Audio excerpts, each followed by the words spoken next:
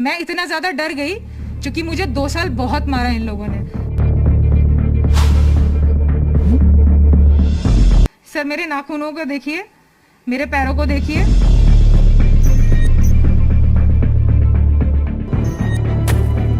कम से कम 100 लोग होंगे।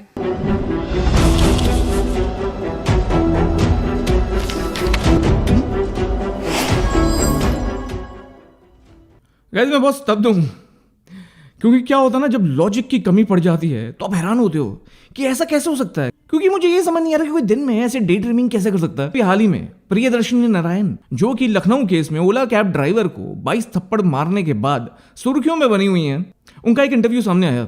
उस इंटरव्यू को देख के मैं जैसे स्तब्ध रह गया, मेरी नींदें उड़ गई हैं, क्योंकि मैं समझ नहीं पा रहा कि ऐसा कैसे हो सकता है किसी इंसान का लॉजिक इतना खाली हो। और इस इंटरव्यू को देखकर पता चल रहा है कि मैडम की गलती कोई है ही नहीं। हम बेकार में मैडम के पीछे लगे हुए थे। अरे मैडम तो इनोसेंट है यार, भोली है बेचारी, नादान है, परेशान है, किसी से बहुत इंप्रेस लगती हैं। याद है ना वो फैशन इन्फ्लुएंसर जिनको फ्री का पिज्जा खाना बड़ा पसंद था, लगता है उनसे ज्यादा इंप्रेस हैं। और मैं तो कहता हूँ यार ये एक सुपर गर्ल है, एक्समैन की टीम की है लगता है। आपको बिलीव नहीं हो रहा? गाइस मैं ये प्रूव करूंगा। आपने मेरे रिएक्शंस देखेंगे, आपने मेरे एक्सपोज और डीकोड देखेंगे, पर आज आप मेरा सरकाज़म देखेंगे। 11 स्टेटमेंट्स उनकी जिसमें मैं थोड़े छेद करने वाला हूं। तो देखते रहिए, वीडियो बहुत इंटरेस्टिंग होने वाला है। और अगर आपने अंत तक नहीं देखा तो आप बहुत कुछ मिस कर देने वाले हो, तो देखना जरूरी है। देखते रहिए, लेट्स गो। फिर मैंने देखा कि एक गाड़ी आ रही है जिसमें लाइट्स मॉडिफाइड हैं और वो बस मुझे उड़ाने वाली थी। ठीक है, हाँ उड़ा देती, बिल्कुल उड़ा देती, क्योंकि शायद आपको ट्रैफिक रूल नहीं पता। पर मैं आपको बता देता हूं, कहीं भी अगर पेडेस्ट्रियन सिग्नल है तो पहले आप उसकी वेट करें। जब वो ग्रीन हो तो आप जेब्रा क्रॉसिंग को तब यूज करें, और जहां नहीं है वहां आपको ट्रैफिक स्लो डाउन की वेट करनी चाहिए। ट्रैफिक जब रुक जाए तभी आप जेब्रा क्रॉसिंग का प्रयोग कर सकते हैं। शायद आपको ये रूल नहीं पता मैडम, और बड़े बड़े मीडिया चैनल्स पे आप ये क्लेम कर रही हैं कि गलती सारी उस कैब ड्राइवर की है, आपकी तो कोई गलती नहीं। पर यहां तो गलती आपकी दिख रही है। जिस तरह आप उस बस के सामने से गुजरती हुई दिख रही थी, जो कई क्लिप्स में हमने देखा है, उससे साफ पता चल रहा है कि या तो आप में कोई सुपर पावर है, या बहुत नादान और परेशान है जैसे मैंने बोला, या आपको फेमस होने का बड़ा शौक है। और मैंने माना वो जो कार है, वो जो टैक्सी है, वो आपको शायद छू देती या छू गई होगी, पर आप इंजर्ड नहीं हुई। और जेब्रा क्रॉसिंग के ठीक पहले शहादत ने अपनी टैक्सी रोक ली थी। उसने क्रॉस नहीं किया, जेब्रा क्रॉसिंग पे उसकी कार नहीं थी, ये साफ दिख रहा था। ठीक है, उससे गलती हो गई, थोड़ी आगे थी गाड़ी, पर उससे मैक्सिमम उसको फाइन हो जाता। पर कहीं भी ये जस्टिफाई नहीं होता कि उसको 22 थप्पड़ मारे जाए और आप कानून को अपने हाथ में ले लो। तो वो इतनी ज्यादा क्लोज आ चुकी थी। एक तो उसने सिग्नल तोड़ा, दूसरा उसने ट्रैफिक रूल्स को वायलेट किया। ये दोनों इल्जाम कुछ अलग हैं क्या? है? उसने सिग्नल तोड़ा, उसने ट्रैफिक रूल वायलेट किया। तो अगर सिग्नल तोड़ा तो वो ट्रैफिक रूल वायलेशन है। तो उसने सिग्नल तोड़ा, दूसरा उसने ट्रैफिक रूल्स को वायलेट किया। तो दूसरा वायलेशन कौन सा है जरा बताएंगी? और यहां ट्रैफिक रूल उसने नहीं, आपने वायलेट किया। जैसे मैंने बोला कि आपको जब ट्रैफिक स्लो डाउन हो जाता है या स्टॉप हो जाता है तब आपको क्रॉस करना चाहिए था। अगर आप क्रॉस कर रही हैं तो ये वायलेट आपने किया। और अगर सिग्नल तोड़ा होता, अगर वो जेब्रा क्रॉसिंग पार करके निकल चुका होता, तब उसने वायलेशन किया होता। इसलिए मैंने पैसे चुराने के लिए हाथ बढ़ाया, पर पैसे चुराए नहीं। मैं बैंक में मास्क पहन के गया, पर इसलिए क्योंकि मुझे सर्दी लग रही थी, इसलिए नहीं क्योंकि मुझे बैंक में डाका डालना है। बहुत डिफरेंस है दोनों में।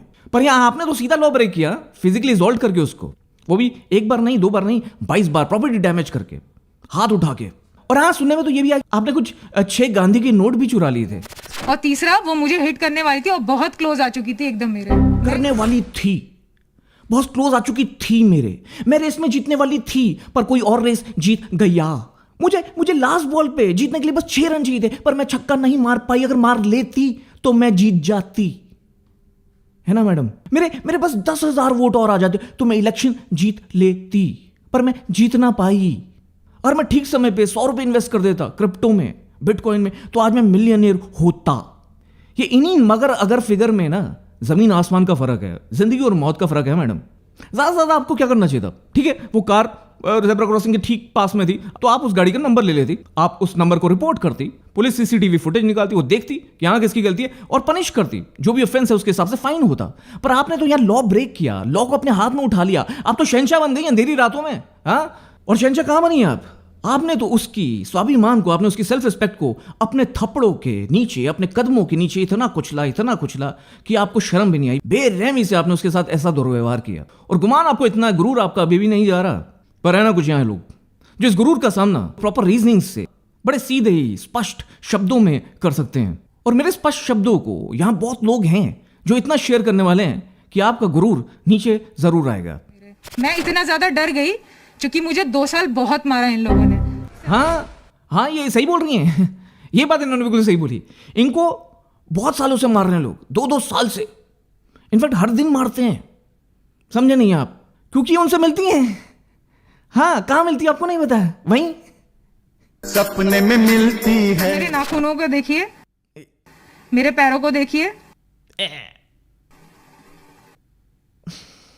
ठीक है, बहुत मारा है सर। यार आप तो बहन लग रही हैं। मेरी नहीं, मुझे कुछ याद आ रहा है। उनकी बहन लग रही हैं आप, उनकी। वो आया, उसने ऑर्डर पिक किया और उसके बाद में जब मेरे को लगा कि ये क्या है, ये गलत हो रहा है, तो मैंने उसको कहा सर आप ये नहीं कर सकते। तब उसने मुझे मुक्का से मारा और ये सब पूरा विदिन 2 मिनट्स के अंदर हुआ है। और ये देखिए पूरे शरीर पे चोटें लगी हुई हैं, ये पूरे शरीर पे चोटें लगी हुई हैं। यस सर, वो पूरे सबको लेके आया था और मतलब पूरी मॉब ने मुझे मारा है 300 मीटर पे। अच्छा, हाँ, कैसे मारा? जैसे आपने मारा था, उछल उछल के मारा था जैसे आप मार रही थी? 20-20, 22-22 मार रहे थे या एक ही मारा था? हाँ, और ये 300 मीटर तक का लॉजिक क्या? ये ओलंपिक्स देख रही थी आप? ये वो रेस में पार्टिसिपेट कर रहे थे सब लोग, सारी मॉब आपके साथ? हाँ, जो 300 मीटर पे जाके रुक गए। और ये जो सबूत आप मांगती रहती हैं हर इंटरव्यू में कि भाई सबूत लाओ, सबूत लाओ। सर सबसे पहले तो पुलिस ने जो मुझ पे धारा लगाई है लूटपाट की, सबसे पहले वो ये दिखाया मैंने लूट कहाँ करी है, उसका वीडियो दिखाया। तो मैडम वो शहादत ने तो अपना सबूत दिखा दिया है, सबने देख लिया है। आप अपना सबूत लाओ ना। ये 300 मीटर तक जो रेस चल रही थी वो उसका सबूत आपके पास है क्या? कितने लोग थे? क्योंकि कैब ड्राइवर तो अकेला था, उसके साथ भी लोग थे जिन्होंने आपको मारा, ऐसा आप कह रहे हैं? साथ कम से कम 100 लोग होंगे जिसने मुझे मारा है और वो मुझे लथेड़ते हुए मारते हुए 300 मीटर लेके गए हैं। 100? जरा देखें, ये 100 तो नहीं लग रहे मैडम। ओ अच्छा, आप शायद वहां चल रही साइकिल, बस, बैलगाड़ी, रेलगाड़ी, उनको शायद गिन रही हैं। नहीं, अच्छा वो मक्खी मच्छर जो घूम रहे हैं, वो चींटियां जो, हाँ, उनको गिन के पूरे 100 हो गए होंगे। मैं बिल्कुल अग्री करता हूँ, मैडम सही बोल रही हैं यार। मैडम सही बोल रही हैं, 100 थे वहां। हड्डी भी तोड़ दी थी सर ये वाली, ठीक है।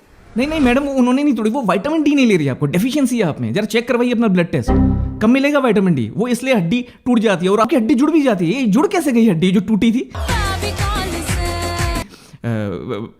सर कुछ ये लोग हैं यहाँ पे, जब भी मैं निकलती हूँ, आवारा टाइप के लड़के हैं, तो जब ये मैं निकलती हूँ वॉक पे या रनिंग पे के लिए, क्योंकि मैं एक पेशेंट हूँ, मेरे पास बहुत सारी रिपोर्ट्स हैं, देखिए काफ़ी बीमारियाँ हैं मुझे। हाँ, काफी बीमार हैं आप, काफी बीमारियां होंगी आपको पक्का, बिकॉज एक बीमार इंसान ही ऐसी हरकतें कर सकता है जैसा आपने करा शहादत के साथ। और कहीं आप ये तंबाकू का सेवन तो नहीं करती? क्योंकि इस तंबाकू से बन जाता है तार और वो आपको बहुत बीमार बनाने के लिए काफी है। मेरे ऊपर कोई कार्रवाई नहीं हुई थी, मैंने कंप्लेंट लिखी थी और मैंने कहा था उन पे एफआईआर करिए, पर मेरे कहने पे भी उन पे एफआईआर नहीं करी गई थी। जब मैंने आपको कहा है, मैंने एप्लीकेशन आपको लगाई है, तो आपने पलट के मेरे ऊपर ही धारा लगा दी। हाँ बिल्कुल, आपके कहने के अनुसार ही करना चाहिए। ये बिल्कुल वैसे ही है जैसे कि एक चोर चोरी करे एक घर में और फिर पुलिस के पास जाके बोले कि देखो इन लोगों ने अपने घर में चोरी करने दी, फिर बैंक में डाका डाले और कहे देखो बैंक वालों को सजा दो क्योंकि इन्होंने इतने पैसे रख रहे थे और मुझे डाका डालना पड़ा। आप अगर मेरी बैड बॉय की इमेज दिखाते हो और सामने वाले की अच्छी इमेज दिखाते हो, तो ये चोटें जो बता रही हैं ये कैसे लगी मुझे, ठीक है, तो ये चोटें मुझे कैसे लगी, उसका सीसीटीवी फुटेज का। देखो मैडम, आपकी बैड बॉय इमेज किसी ने दिखाई नहीं।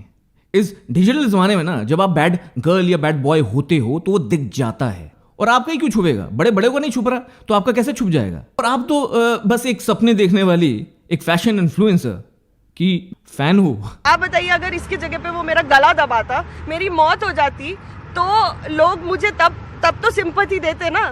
गाइस, तो इनको एक्सपोज करने के लिए, इनकी स्टेटमेंट में छेद करने के लिए एक्सपोज या रिएक्शन की जरूरत नहीं थी, डीकोड की जरूरत नहीं थी, इनके लिए एक रोज भी काफी था। और ये करने के लिए पीपो है जिसकी रिस्पॉन्सिबिलिटी शायद मीडिया की भी है, पर वो इस रिस्पॉन्सिबिलिटी में नाकाम रहते हैं, तो उसके लिए पीपो की जरूरत है। और इसलिए भी क्योंकि यहां अब कुछ नहीं छुपेगा। गाइस, तो thank you for all the support. इस वीडियो को लाइक करना, बहुत सारा शेयर करना, फैलाना, अपनी प्रतिक्रिया देना। क्या आप प्रियदर्शनी के साथ हैं या आप शहादत के साथ हैं? क्या आप पीपोई के साथ हैं? अगर हैं तो ये जो ट्वीट है उसको रीट्वीट जरूर करना, इस वीडियो को जरूर फैलाना, लाइक करना और सब्सक्राइब जरूर करना, जिससे अगला वीडियो आप मिस ना करें। बेल नोटिफिकेशंस ऑन रखना। और ऐसे जिन लोगों को गुमान है अपने पे, जो अपने गुरूर में आके कुछ भी करते हैं, उनका गुरूर तोड़ना बहुत जरूरी है और हम करते रहेंगे साथ में। सोचें वो जरा, रुकें वो जरा, कहीं उनका डीकोड ना हो जाए।